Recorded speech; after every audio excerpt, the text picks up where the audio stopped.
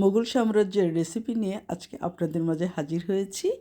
এই রেসিপিটা খেতে দুর্দান্ত স্বাদের হয়। তো বর্তমান যুগের ছেলেমেয়েরা তো এটাকে চিনবেই না, আর এটা কীভাবে খায় সেটাও জানবে না। তবে এই রেসিপিটা আমি শিখেছি আমার দাদির কাছ থেকে। আমার দাদির বরাবরই এটা ভীষণ পছন্দের খাবার ছিল, কারণ আমার দাদা এটাকে ভীষণ পছন্দ করতো। তো প্রায় সময় দেখতাম আমার দাদি এটাকে রান্না করতো আর আমার দাদা খেতে চাইতো। তো দাদার জন্যই আমার দাদি বিশেষ করে রান্না করে থাকতো। হ্যালো এভরিওয়ান, আসসালামু আলাইকুম। এই রান্নাটা সত্যিই অসাধারণ হয়। এখনকার যুগের ছেলেমেয়েরা কীভাবে চিনবে? এটাকে তো মানকচু বলে, অনেকেই ফ্যানকচু বলে। এই ফ্যানকচুর গুঁড়াটা হচ্ছে এটা মোটা মাটির উপরে থাকে, ভীষণ মোটা ও বড় হয়। তার উপরে ডোগাটা থাকে, ডোগাটাকে ভীষণ বড় বড় পাতা হয়। তো ডোগাটাকে এভাবে আমি সুন্দর করে কেটে নিয়েছি। গাছ থেকে ডোগাটা কেটে উপর থেকে আঁশটা ফেলে গোল গোল করে আমি কেটে নিয়েছি। আরেকটা কথা না বললেই নয় আপুরা, এই ডোগাটা কাটার সময় আমার দাদিমাকে দেখেছি হাতে সরিষার তেল মেখে নিতে। এই ডোগাটা কাটার সময় নাকি হাত চুলকায়, তাই হাতে সরিষার তেল মেখে তারপরে আমার দাদি এই ডোগাটাকে কাটতে বসতো এবং কাটার পর ঘরের টিনের উপরে রোদ্রে শুকাতে দিত কিছুক্ষণ। দাদিমাকে জিজ্ঞেস করতাম, তুমি এটা কাটার পর রোদ্রে শুকাচ্ছ কেন? দাদিমা বলতো, এটা রোদে দিলে এটা রান্না করার পর আর গলায় ধরবে না।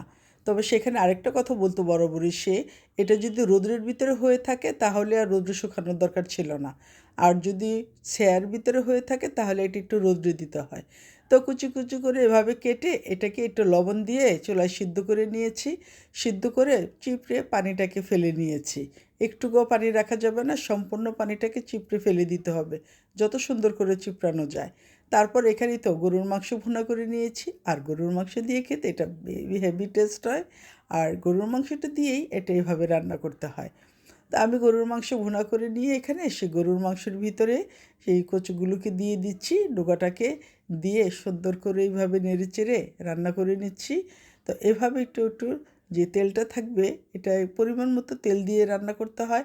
হ্যাঁ, আরেকটা কথা, এই কচুটা সবচেয়ে বেশি ভালো হয় কুরবানির মাংস দিয়ে রান্না করলে। কুরবানির মাংসের ভিতরে যে চর্বিটা থাকে, ওই সাথে একটু বেশি করে চর্বিটা দিয়ে এটা রান্না করে খেতে পারলে ভীষণ টেস্ট হয়। তো এখন তো আর কুরবানির মাংস নেই, তো বাজার থেকে আমি মাংস কিনে নিয়ে আসছি।